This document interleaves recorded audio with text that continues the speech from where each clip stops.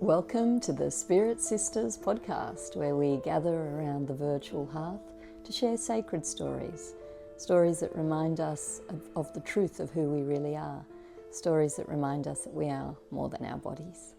I'm Karina Machado, and it's my life's passion to share these stories that help us lift our hearts, give us hope, help us light up our lives and light up each other's lives. Today I have a story that will truly light up your life if you are ready and happy to welcome it in. It is an extraordinary story, one of the most astounding actually that I've ever heard from the near-death experiences community. My guest today is Carlos Vivas.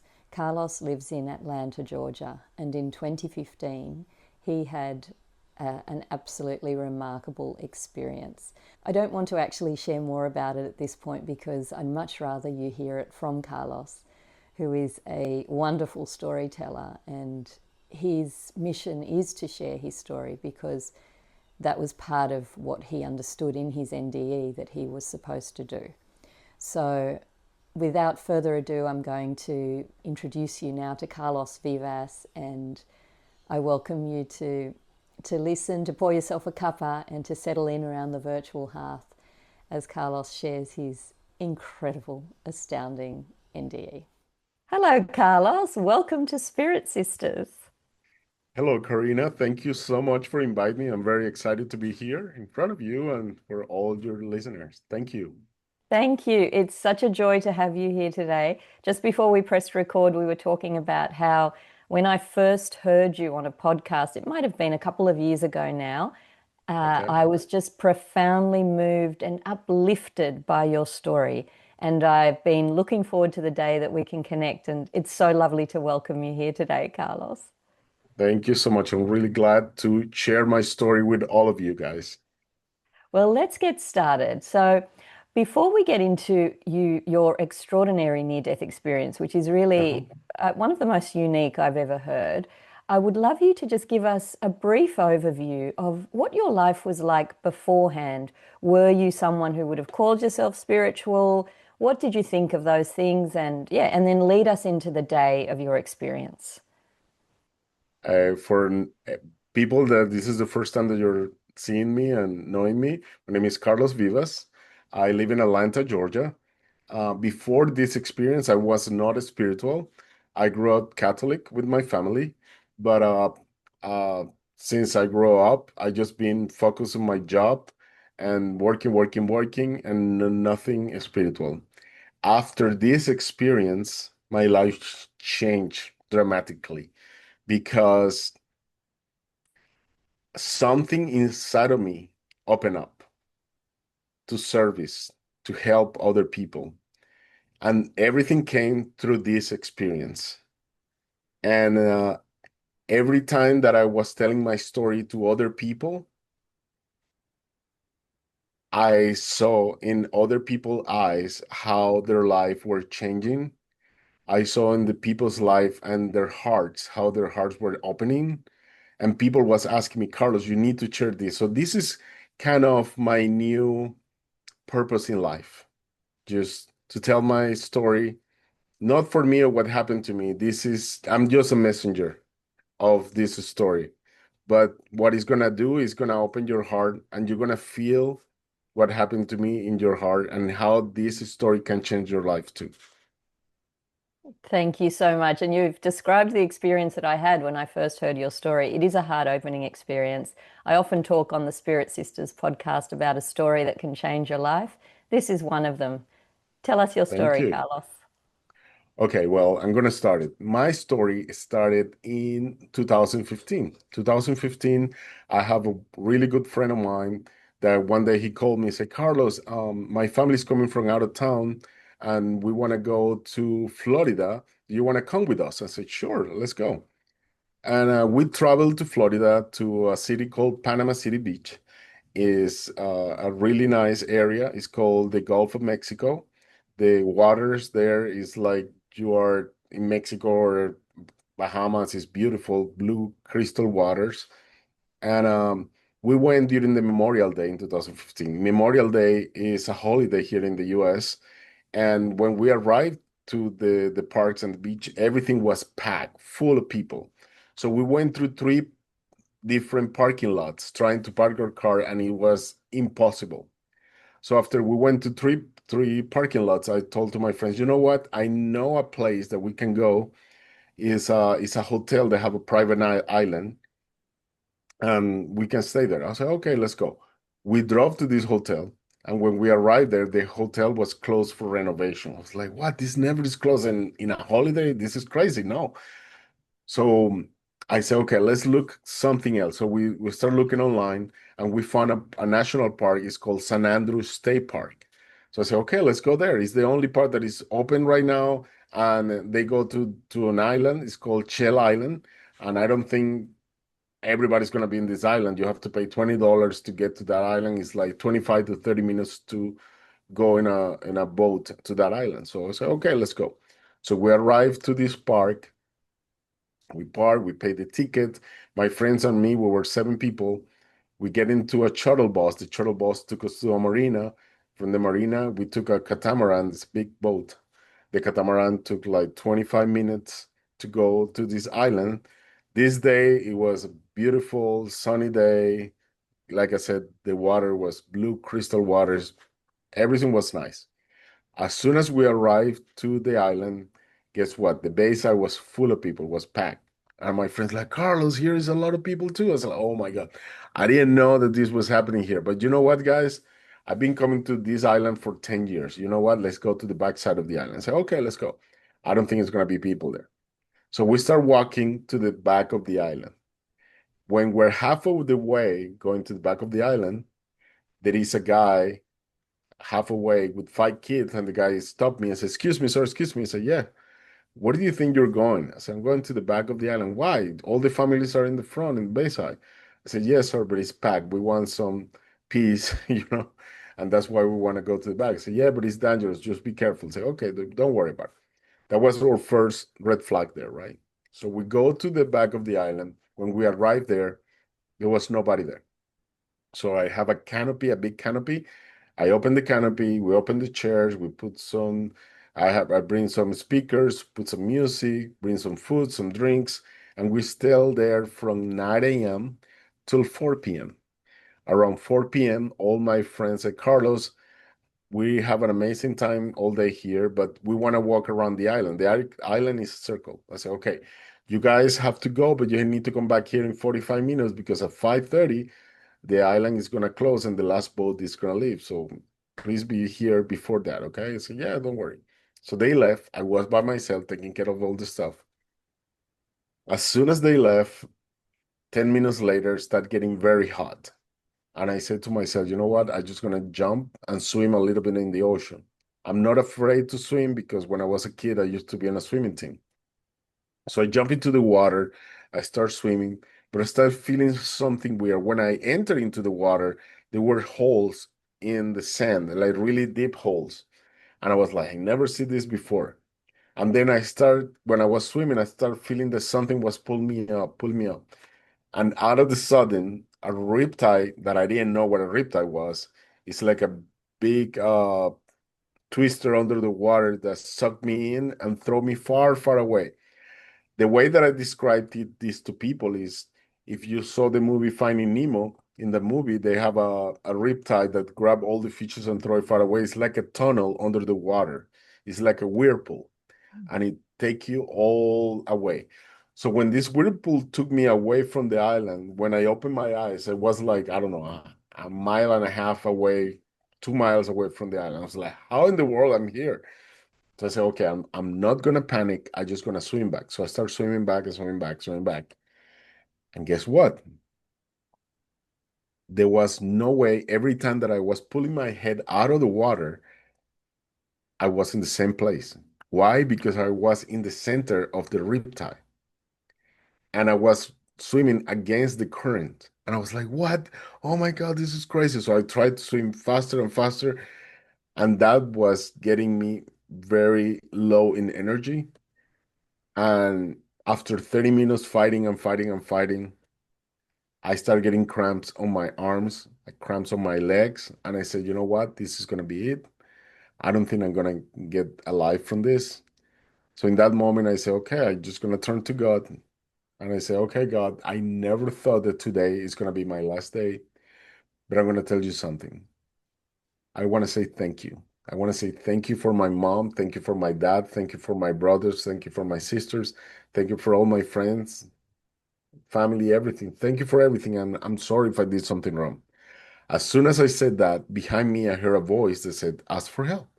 And I was like, what? So I look everywhere and I just see the water, hear the water and the wind.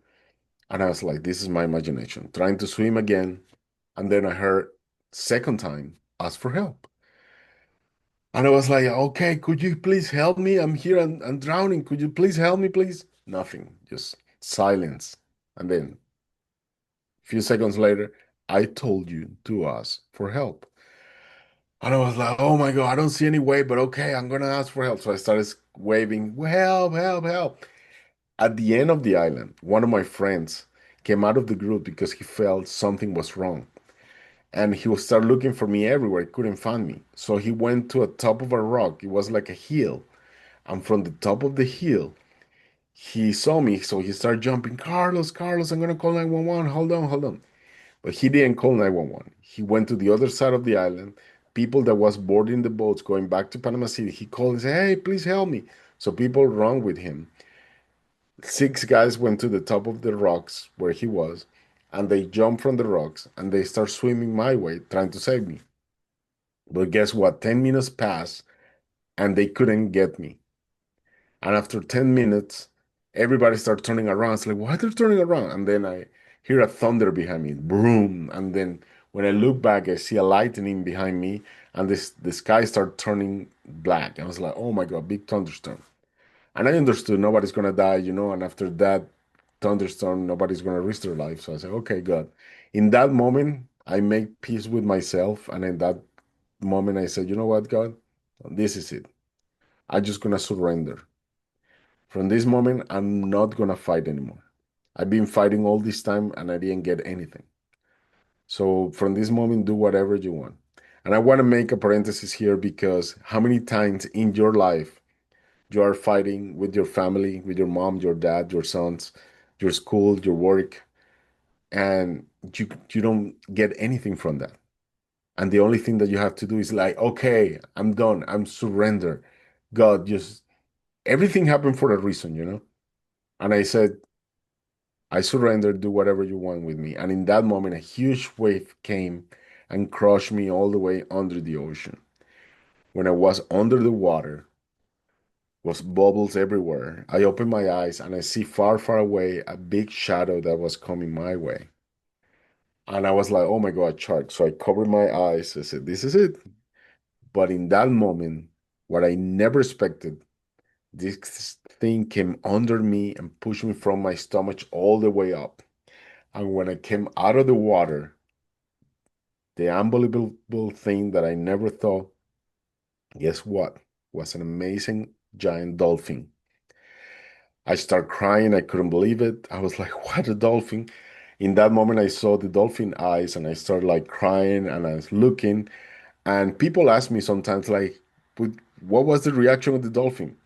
When I saw his eyes, is imagine when you see your cat on your dog that you have at home and they almost can talk to you through their eyes. Well, what I felt from this dolphin was like telepathically was like, calm down, I'm here, nothing's gonna happen, you're safe. So he stayed there with me. He pulled down a little bit his tail, so I grabbed his tail, and he didn't move from there. So everybody was jumping there on the island. Oh my God, trying to find more help, and then a feature boat show up in front of me, and then the fisher boat said, hey, son, I can save you, but I cannot get close to you because I'm going to hit you with the waves. So I'm going to throw you a rope. So he threw me a rope. I went to the boat. The dolphin is still next to me. As soon as I get to the boat, I just grab some air, like, in that moment that I grabbed the air, the guy started screaming at me. It's like, what are you doing? What are you doing? You need to get in right now. Come on, hurry up. I said, like, sir, could you please let me breathe? I said, like, no, we don't have time for that. My boat is sinking. I said, what? I said, yeah, I have a pump, and the pump is stopped, and the water is not coming out. So now the boat is getting flooded inside because of the wave they're coming in. So hurry up, go to the back. There are some steps there and jump in. So I went to the back, see the steps, and jump in. As soon as I jump in, the water was like this inside of the boat. I said, oh my God, sir, you have too much water here. Do you have a bucket? I take the water out. So like, no, I don't have a bucket. Come on, sit down next to me. We need to get out of here. So I sit down next to him. He put a towel over me. And then he started driving around the island. So he asked me, like, okay, so what happened to you? I said, sorry, I don't know. I was swimming at the bay and something pulled me under the water. I don't know what it was. I said, and he said to me, this is a riptide. It's a current that brought you all the way here. So, oh my God, that's what it was. I didn't know what it was. I said, okay, what is your family and friends? And everybody's there. And then he asked me, where are you from? I said, I'm from Atlanta, Georgia. And he said, I'm from Atlanta, Georgia too. And we're in Florida. I said, yeah, I know. What part of Atlanta? I said, well, I'm from Duluth. And he said, I'm from Norcross. Duluth and Norcross is in front of each other. I was like, oh my God, we're neighbors. Like, what? So in that moment, he's like, this is crazy, right? I said, yeah, it's crazy, but thank you for saving me. And in that moment, he looked behind me and he see the dolphin jumping, following the boat. And he's like, Carlos, Carlos, look there. The dolphin is behind us. So I look back and the dolphin started following the boat. I was like, what? So we go all around the island, going to the bayside. And then when we pull at the bayside at the front of the island, he said, okay, I have to leave you right here because I need to fix my boat. But if you want to see me again, every Memorial Day, I'm going to come back here. I said, okay, sir, thank you for saving my life. He gave me a hug. God bless you. I jump off the boat. He left. I start walking to the shore. As soon when I was walking to the shore, there was nobody there because almost the whole island was already out because it was time for the island to be closed. So just few people, but the few people was in the other side of the island trying to rescue me, right? So when I'm walking to the shore, something hit my leg. So when I look back, the dolphin was next to me. And in this moment, I'm like, okay, I'm losing it right here. I start crying, like, what in the world is this? What is this dolphin follow me? So when I get to the shore, I went on my knees and I say, okay, God, this is it. It's you. If you save me with this dolphin right here, it's because you have a purpose for my life. I don't know what do you want from me, but I'm going to tell you something from today. I give you my life. I give you my soul. Whatever you want from me, just do it through me. And thank you so much because you changed my life. I'm telling you something, God. Carlos died in the ocean. The person who's coming out of the water is going to be you. And in that moment, it started raining, thundering, lightning. The dolphin left. My friends coming from the other side of the island, everybody crying, hugging me. They take me back to the national park, San Andrew. When I get there, the managers take me, Carlos, what happened? I tell them what happened. And everybody there's like, oh my God, what do you want to do now? So like, you know what? This was a miracle for me. So I need to go to a church and say thanks to God. So please let's go to a church. So everybody that came in that boat, he said, can we go with you? I said, yeah, come on. Everybody that wants to go to the church, just follow me. So we get in my car. We start driving. The first church outside of the national park, it was called the Fatima. It was a Catholic church thing. And as soon as we get there, we trying to get inside of the church. The church was closed. So outside in the patio, there was a garden, and in the garden was a chapel, a little chapel. So it was full of candles. It was Virgin Fatima there, and said, you know what? This is what we need. So let's make a circle right here. So we all hug each other, all my friends and all the people that came from the beach, and we did a big circle outside and we start praying the Holy Father there. And we pray for and give thanks to God for all of us and for salvation and what happened in the dolphin. And after that, everybody asked me, what do you want to do now? I said, look, I'm tired. I just want to take a shower, get something to eat, and take a nap. I said, okay, let's go. We go back to the hotel.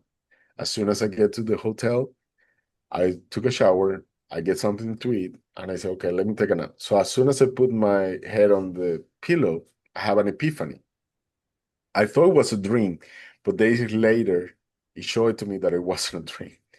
So what happened in this epiphany was I close my eyes and I have this vision that I'm on the third floor of a cruise on the Caribbean. So I look in front of me and it's the blue skies, sunny day, blue ocean, beautiful. I was on the third floor grabbing the handrails, wooden handrails of this cruise, right? And in front of me, I look far, far away in the ocean. I see something rising in the horizon. And I see this huge wave coming my way. It was a tsunami. I was like, oh my God, tsunami, I'm gonna die. So I cover my eyes. I was like, no, I don't want to die. I don't want to die. 5, 10, 15, 20 minutes pass. Nothing happened. I was like, what's going on? What's going on? And in that moment, somebody come behind me. It's like, hey, look at me. I said, like, no, no, no, no. We're about to die. We're about to die. And he said, no, you're never gonna die with me. I said, who are you? Look at me. I was like, oh my God. So when I look back, I knew my heart who he was, but I couldn't see his face. So from his face was just light coming out. But he was like 6'4". He was dressing with a white robe. It was Jesus. So he said, close your eyes. So I closed my eyes. He hugged me from behind. 10 seconds passed, and then he said, open your eyes and welcome. So I opened my eyes. He puts his arm down. I said, welcome, Carlos. Welcome to heaven. When I look in front of me, it's like, oh my God, that's heaven. So in front of me was like huge garden, like a golf course, infinity golf course, like fresh grass. It was millions of people dressing white robes. Everybody was glowing. And I was looking all that. It's like, oh my God, this means that I died. Like, I cannot die right now. Oh my God, and you're Jesus, right? Jesus, take me back. I cannot die right now. I have a lot to do. And he said, Carlos, you didn't die right now. You're in the middle right now. But you make a promise when you was a kid. Do you remember? I said, yes. So that promise was when I was 14 years old, I have terminal cancer and I have leukemia. And after I went to a lot of doctors, they said there's no way to save you. So they sent me home to die. So my mom, my dad was crying all the times. I feel horrible. My family was coming all the times, calling, asking for me, the neighbors and everything. And it was really bad situation for me.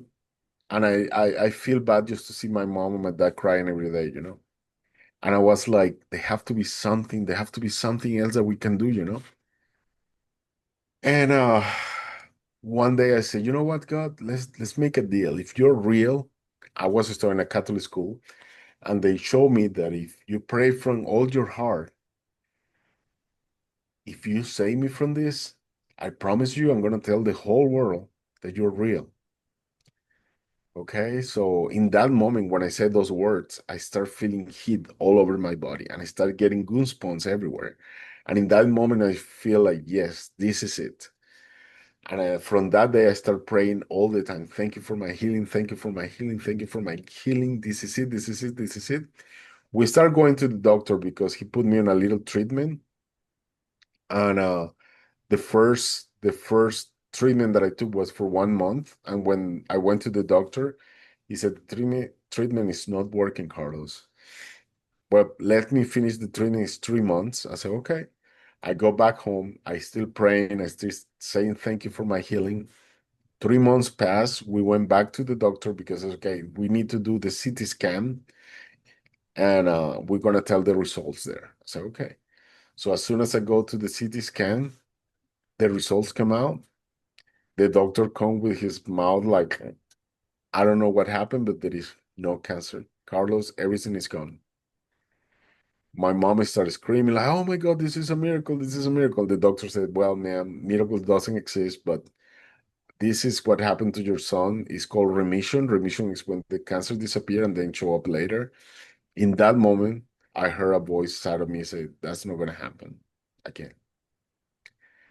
And from that moment, that was the last time that I had that. And at that age, I knew like, wow, this was the power of God. But guess what? I was 14 years old. I was a kid. How I'm gonna take this message to the masses? You know, Facebook wasn't existing in that time. There was no computers, there was nothing. So, but guess what? Now, after this incident with the dolphin, that's when Jesus told me, Carlos, this is the perfect time for you to tell to the world that I'm real. And I was like, how am I gonna do that? I said, don't worry, you will know how to do it. But before you go, I need you to take this message to the world. I said, what is it? And he said, well, in order for people to continue living on planet Earth, they need to forgive three people. I said, three people, who they are.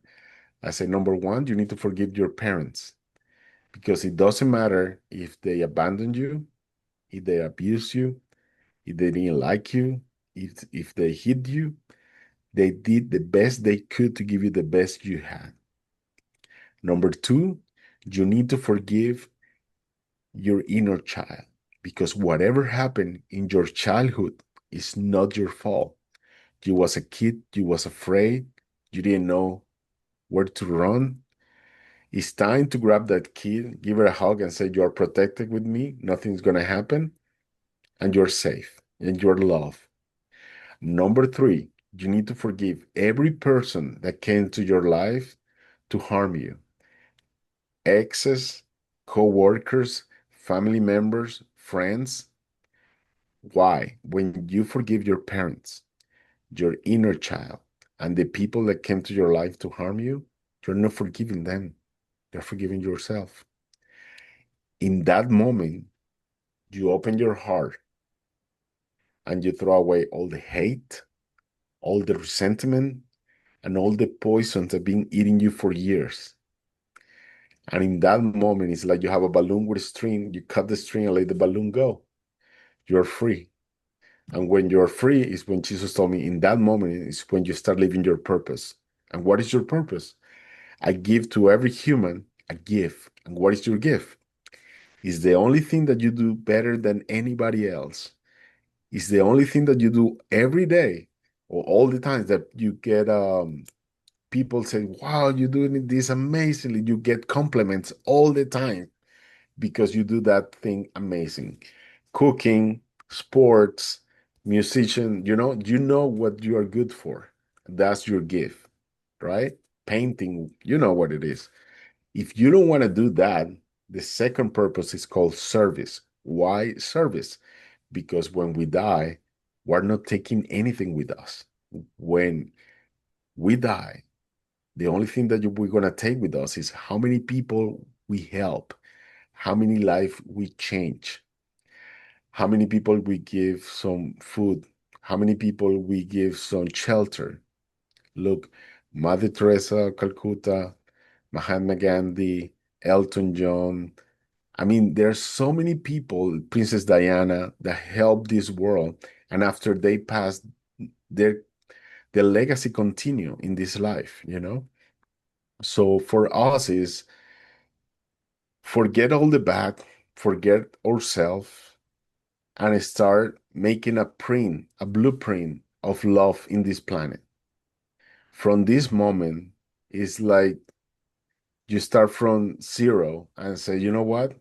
Let me start helping my neighbors, or let me start helping an organization that help like children's, I don't know, something that help this world.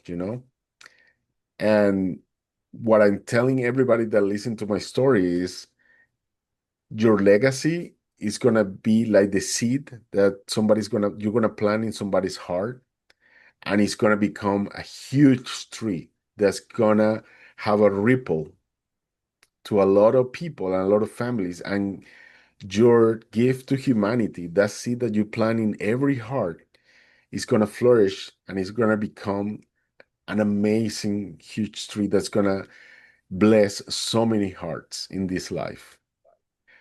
And that's my story right there for you. Carlos, I am just utterly blown away by your story. It is just the most exquisite thing. What a gift. What a gift. Thank you for sharing it because I know that you share it very generously. Whoever invites you to share it, you share it, you give of your time. Right now, it's a Sunday evening for you. You've got family Yes. over. Yeah. And I just want to acknowledge that and know that, just let you know that that's very, very welcome. So, your story has so many layers. Yes. As you're sharing it, I was making some notes because Hmm. some themes emerged.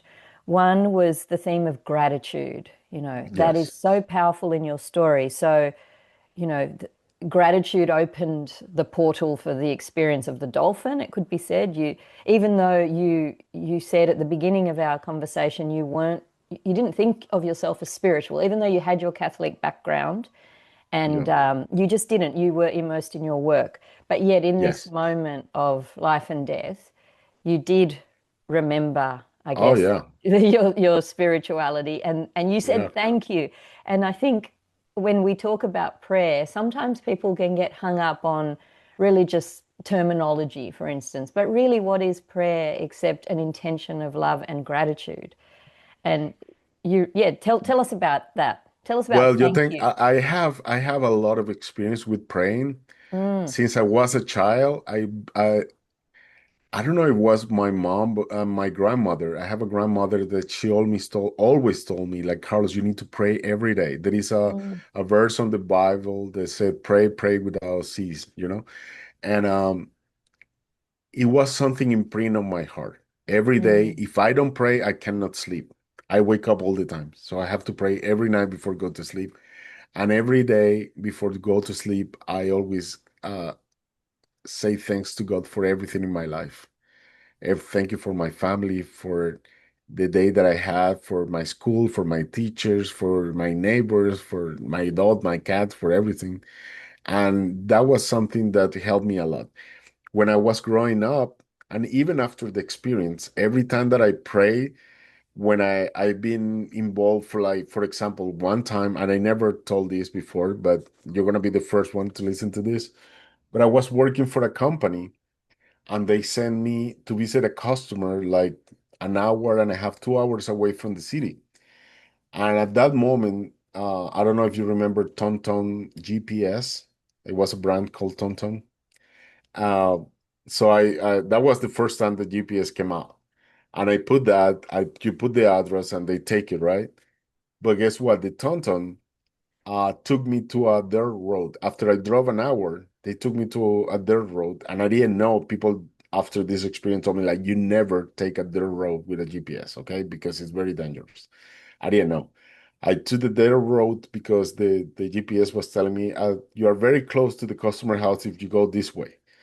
So I went there, and the GPS started taking me to a mountain that was full of mud, and I was going up and up and up and up like half an hour, and then going down, and the the way that I was driving started getting smaller and smaller and smaller, and then it started raining and raining and raining, and then mud started coming down, a lot of mud, and then when I was like 3 mountains, like away in the middle of nowhere, a huge tree came in the middle of the road, and there was no way to turn around.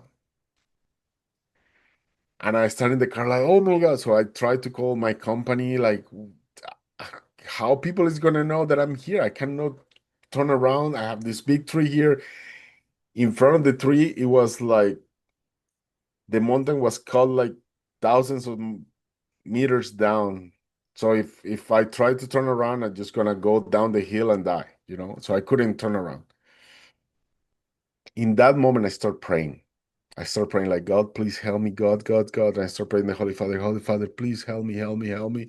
I don't know what to do. I don't know what to do. I don't know what to do. And in that moment, something came into my mind. Drive backwards. I was like, drive backwards, drive backwards.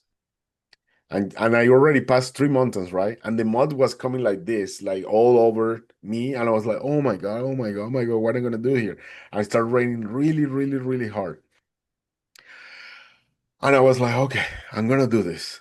So I turned the car and I start driving backwards, and I start praying like really hard in my head. I'm like, come on, God, we can do this. Come on, angels, come on, God, we can do this. Come on, we can get out of it. You don't want to believe me, but I felt like in 5 minutes I was out of the 3 mountains, and I was back on the road. And as soon as I came out of the main road, I started crying like, oh my God. Oh my, I could die right there, but I start praying, and guess what? I apply that every time that I'm in something dangerous or something. I start praying like, God, or if I'm on an airplane and something weird start happening, or I just start praying and everything is stable. When you go on an airplane and you have turbulence and the plane is start boom, boom, boom, boom, boom, and everybody start praying. I start praying like, God, please, angels, please, please, please, please, please. And then I don't know. prayers for me means a lot. And I even met a lot of people like how do you call that? Prophets in church. It's like clairvoyant people that they told me every time that you pray, there is a line, like a blue line that's coming out of your head and connect you with heaven. And every prayer that you do, it connects you with God.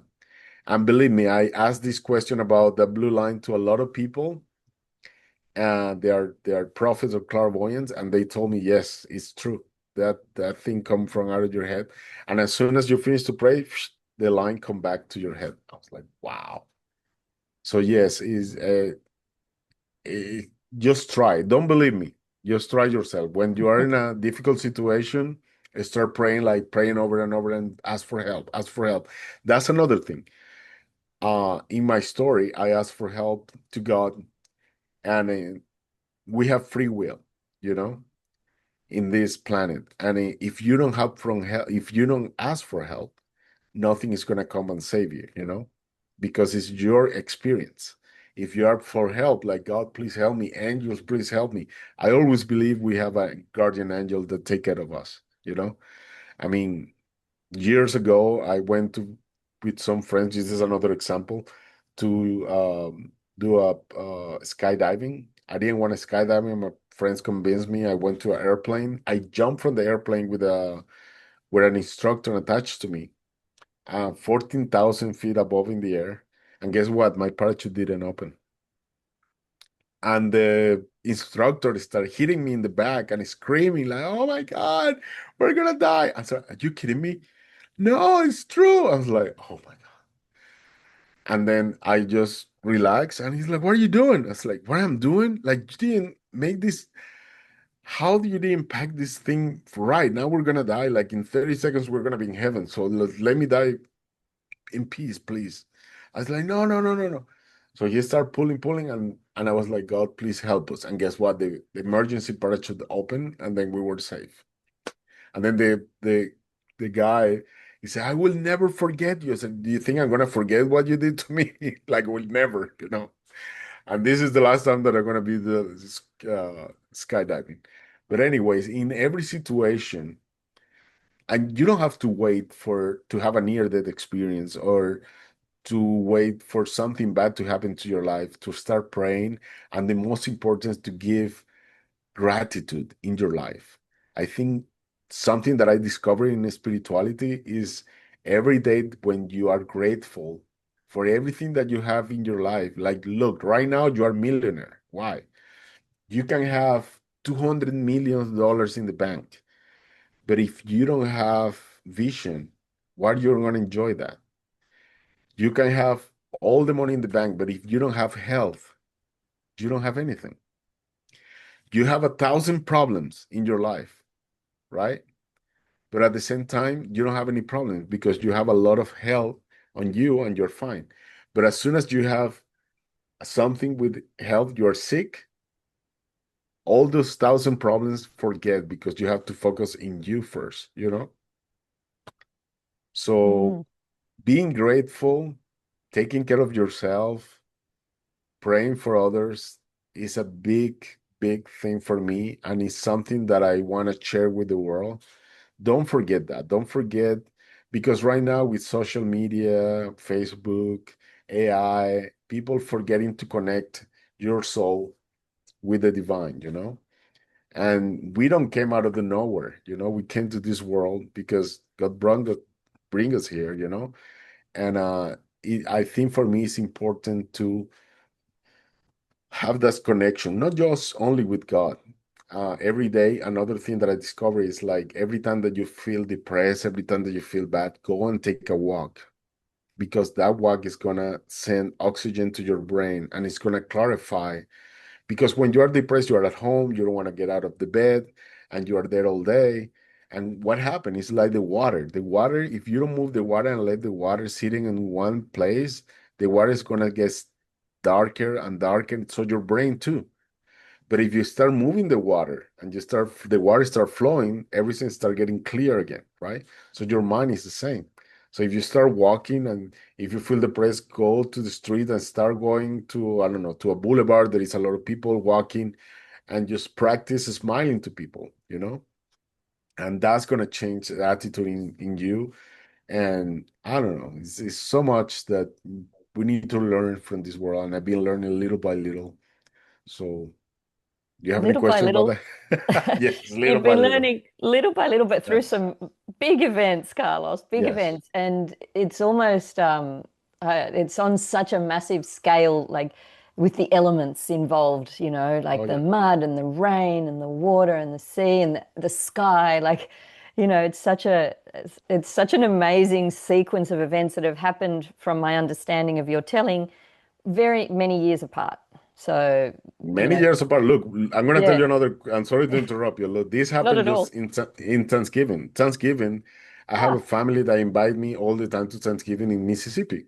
So this time they invite me. I say, okay, I'm going to Thanksgiving to their house. So I go to the airport, and when I get to the airport, my flight get delayed like 5 times. So I get to the airport at noon, and it's 10 p.m. and I still at the airport. So I call my friends in Mississippi. I say, guys, I think it's too late. This guy has been canceled like 5 times.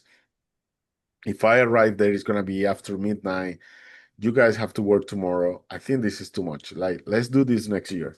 And my friend's like, no, Carlos, we'll wait for you. Come on, come on, come on.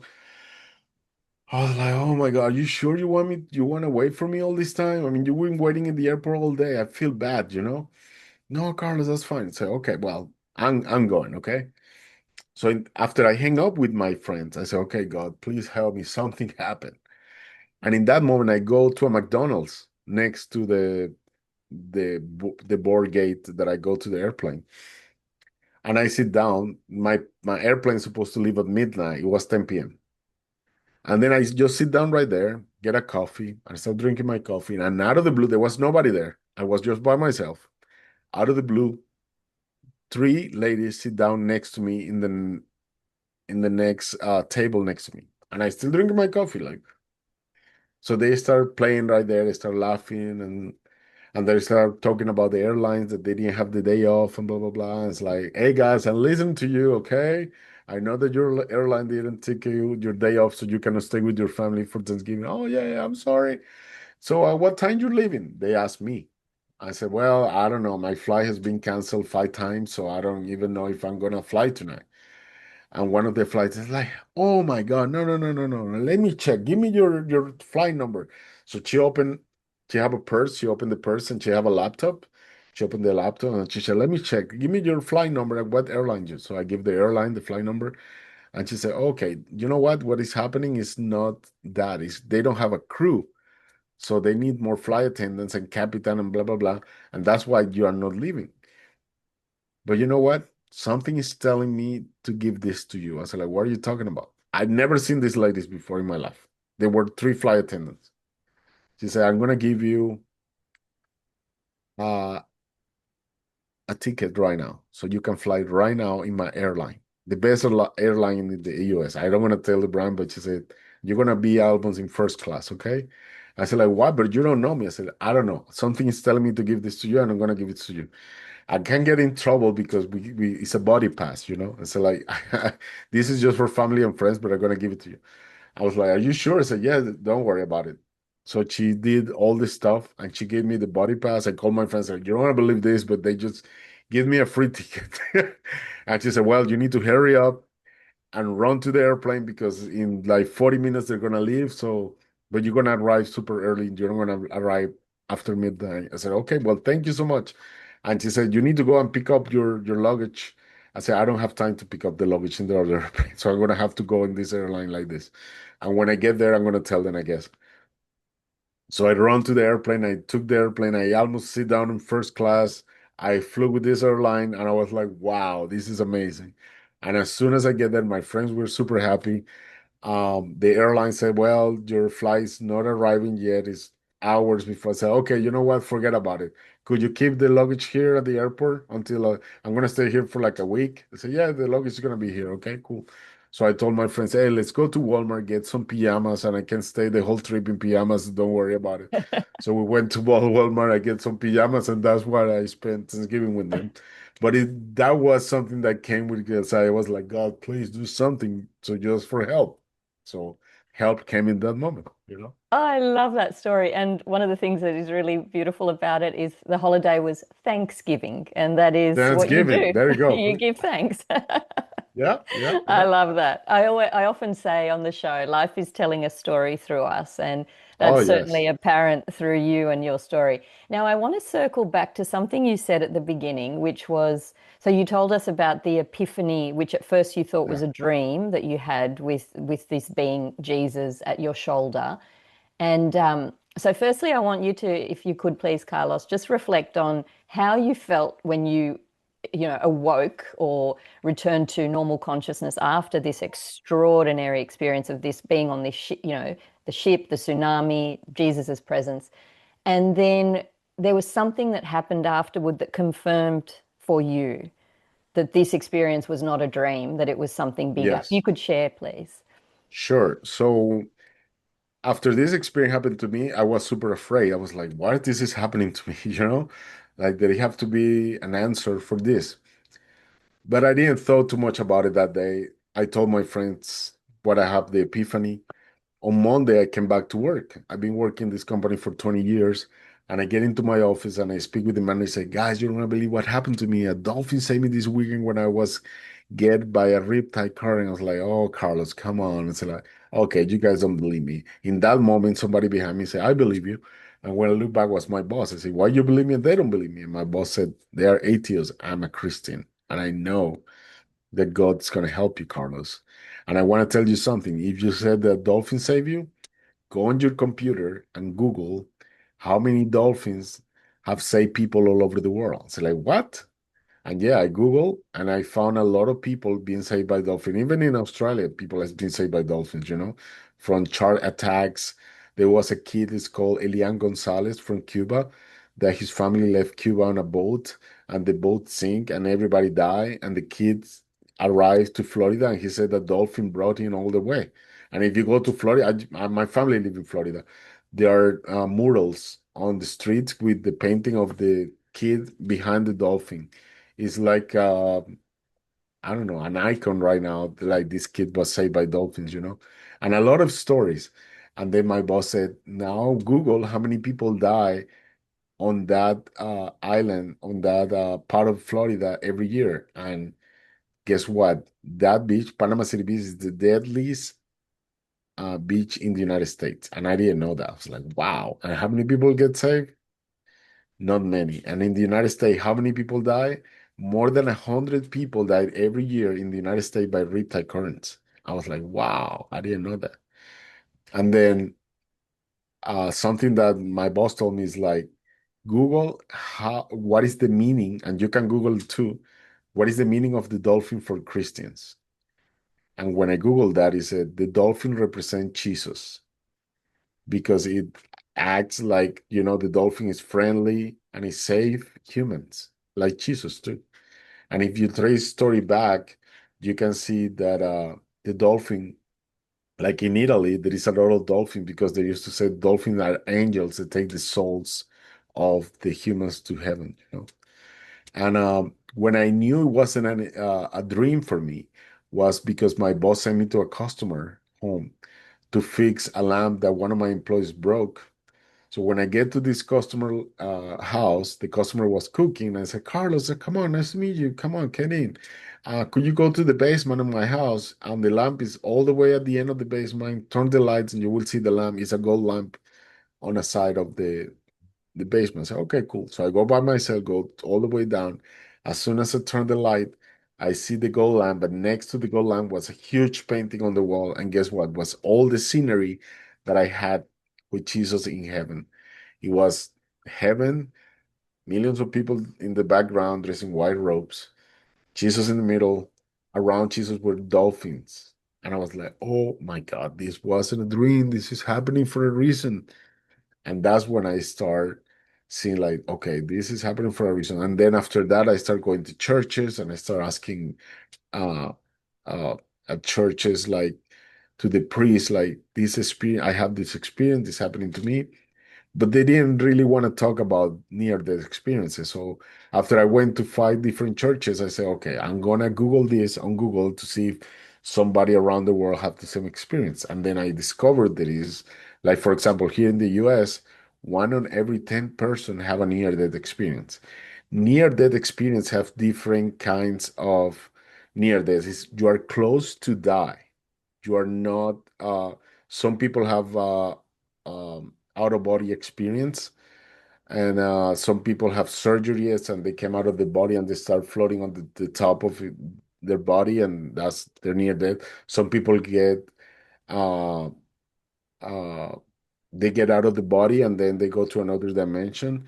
What happened to me was more like a spiritual awakening for this experience, when I was with Jesus and I saw all this and he gave me this message. And then, I mean, it transformed my life.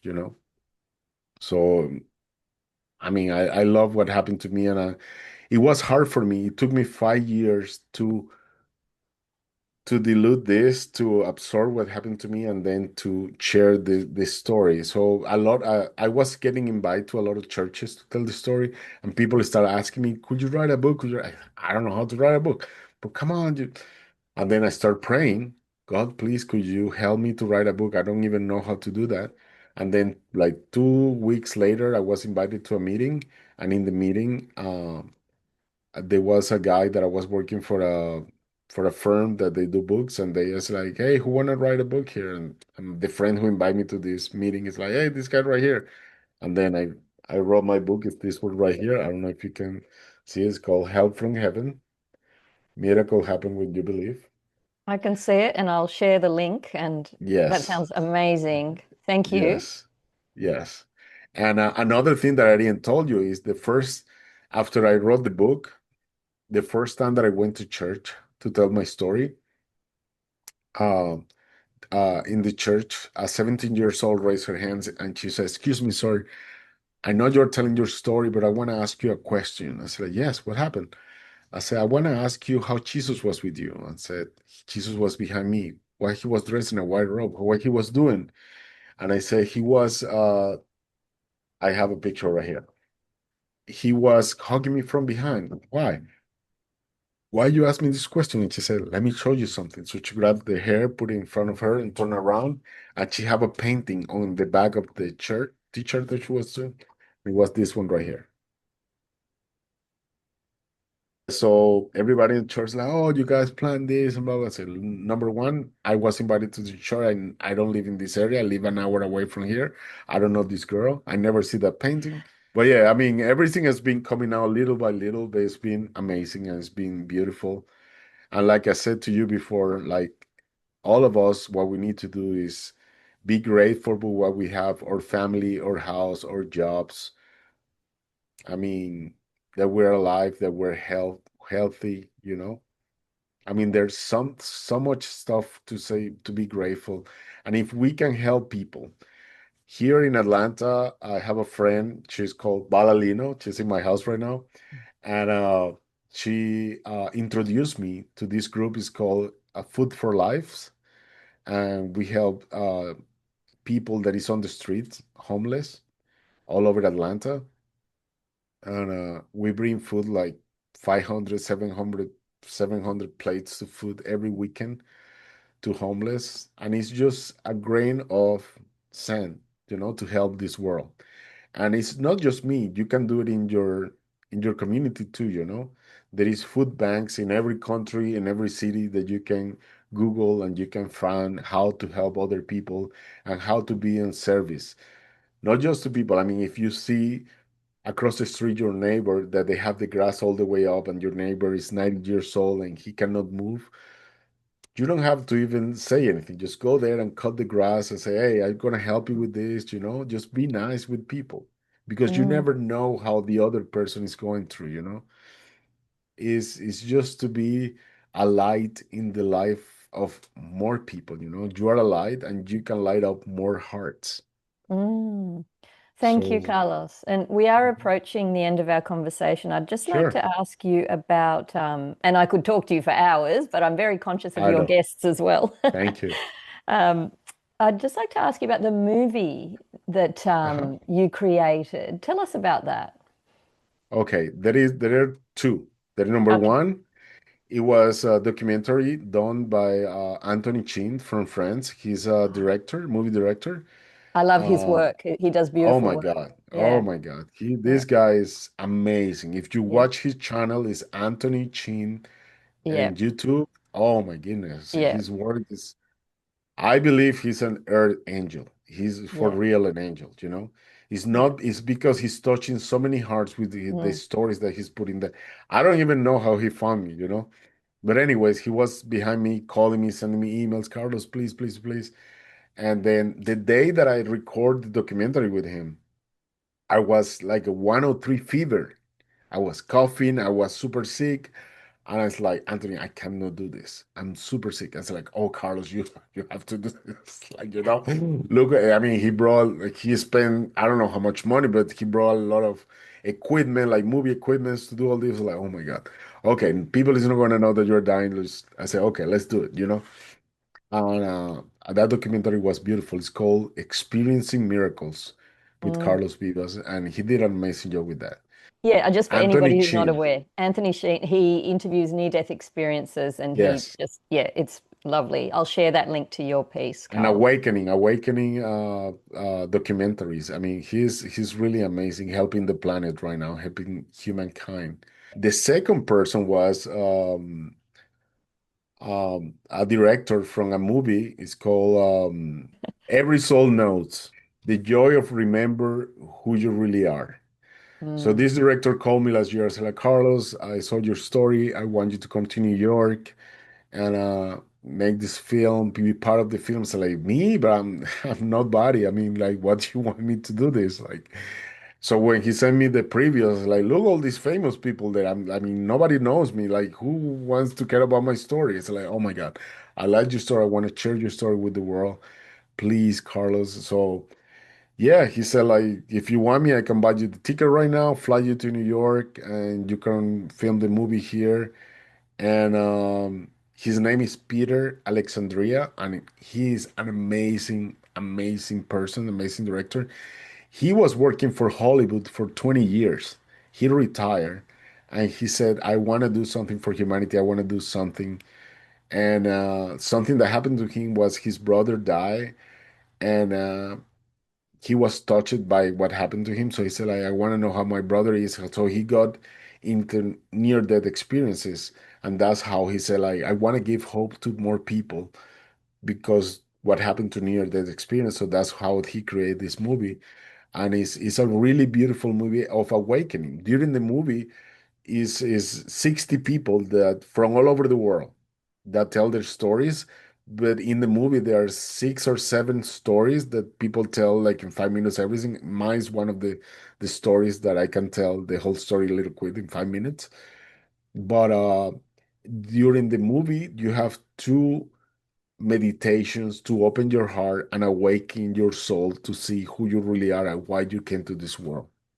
And it's really eye-opening if you are starting with the spirituality, you know. It's a beautiful, I recommend to everybody.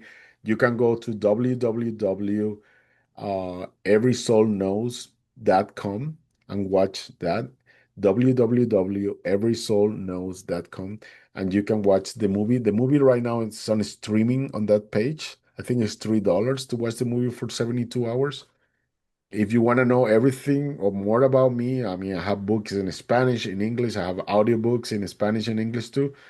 You go www.carlosvivas.org.